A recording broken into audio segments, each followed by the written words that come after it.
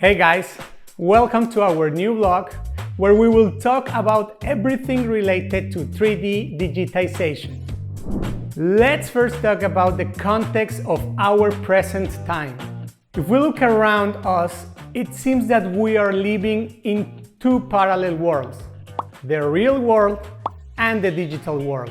So far, the digital world that we know is related to what we generally see on our smartphones. Topics that are already part of our daily lives, such as social media, YouTube, instant messaging such as WhatsApp or Messenger, etc.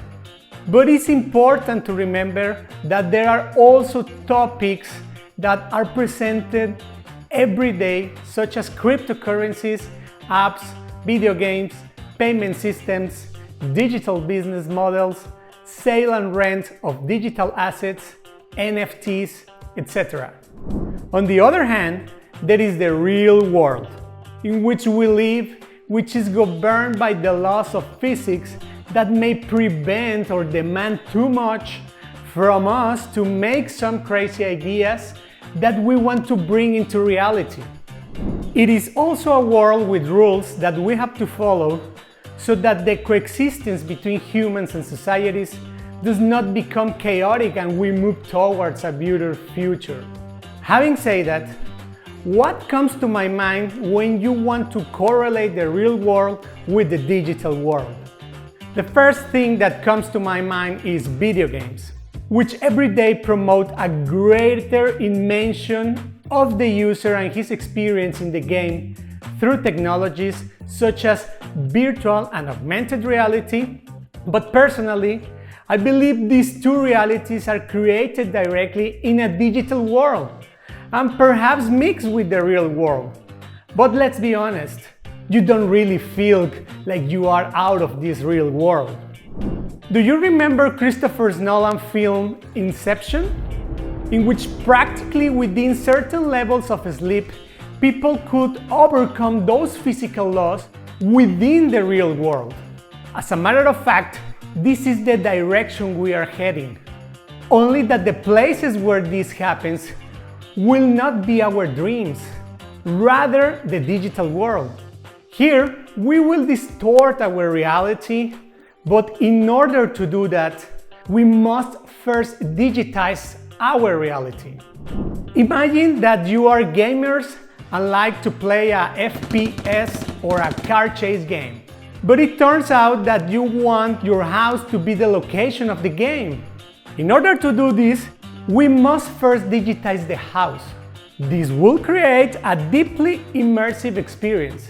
The best part is you do not have to stop there. You could play on the street, in your workplace, but everything should be digitized first. This is where 3D digitization comes in. I will try to explain it as best as I can. Bear with us as we might get a bit technical. What is 3D digitization? 3D digitization consists of capturing three-dimensional geometric properties and other type of properties such as texture of real objects, places, people, and practically anything. Then to process it and generate a digital result, that is, inside a computer.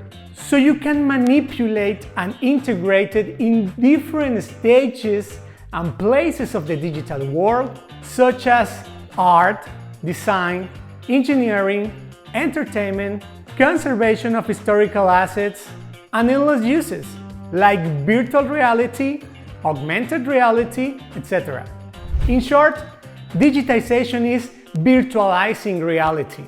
Obviously, although it seems very fanciful, this whole issue of 3D digitization is already a reality with current uses, but also with difficulties and complexities such as the amount of information generated, the difficulty of transmitting it, displaying it through a website, licenses and equipment with very particular specifications that are not yet available to any people who are willing to spend a reasonable amount of money on computer equipment.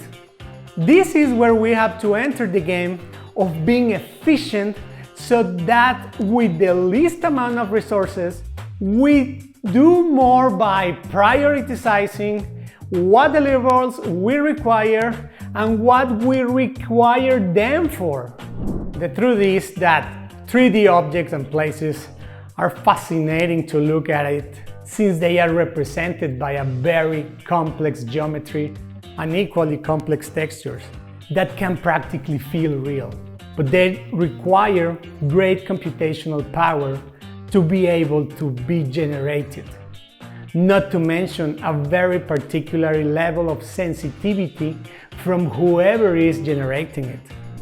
In this blog, we will be talking about different topics related to 3D digitization, from the capture methods, the software to process the capture information, different success stories in different circumstances, technologies related to the subject, equipment, brands, etc. Sometimes we will touch on very technical issues such as parameters of the equipment for a correct capture, tips to request a type of work after an analysis of where do you want to go with the results, and above all, what is the purpose. Well, that's it for today. If you enjoy it or it helps you, please give us a like. And if you are interested in receiving more information like this, subscribe to our channel. My name is Eric Juarez, and we see you in the next video.